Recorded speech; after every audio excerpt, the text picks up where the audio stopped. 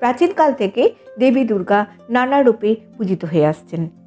কালের ভেদে বিভিন্ন পুজোর রীতি নীতির সামান্য পার্থক্য হলেও দুর্গাপূজার ক্ষেত্রে উভয় পুজোই রীতি একই।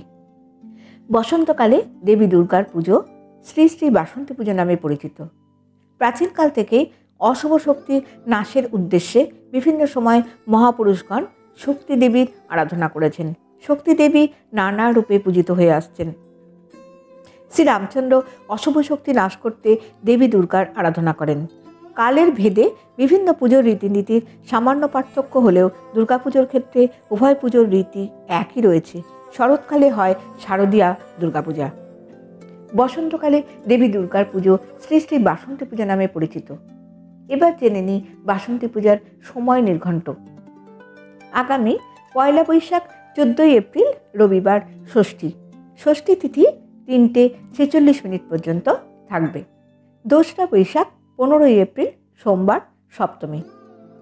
সপ্তমী তিথি থাকবে দিবা ৩:৫২ পর্যন্ত।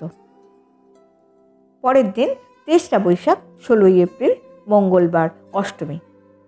অষ্টমী তিথি অপরাহ্ন ৪:২৮ পর্যন্ত থাকবে। পূর্বাহ্ন মধ্যে অন্নপূর্ণা পূজা।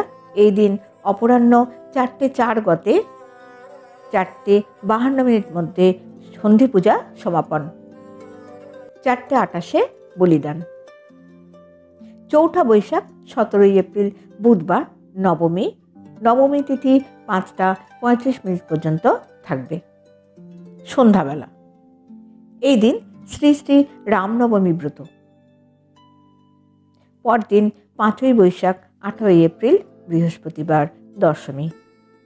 দেবীর দশমী বিহিত পূজা সমাপনান্তে বিসর্জন।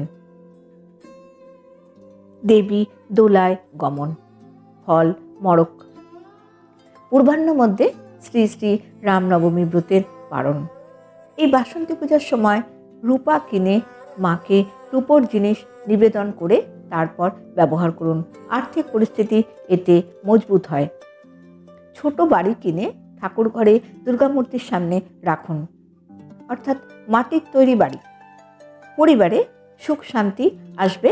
যারা নতুন গৃহ নির্মাণ করতে চাইছেন তাদের আশা পূর্ণ হবে। মহিলারা এই সময় টিপ, সিঁদুর, আলতা কিনুন এবং শাঁখা পরুন এবং কিনুন। এতে সৌভাগ্য বৃদ্ধি হবে, দাম্পত্য সুখ হবে। ভিডিওটি শুনে যদি আপনাদের ভালো লাগে তাহলে একটি লাইক দিয়ে অবশ্যই চ্যানেলটিকে সাবস্ক্রাইব করবার অনুরোধ রইল।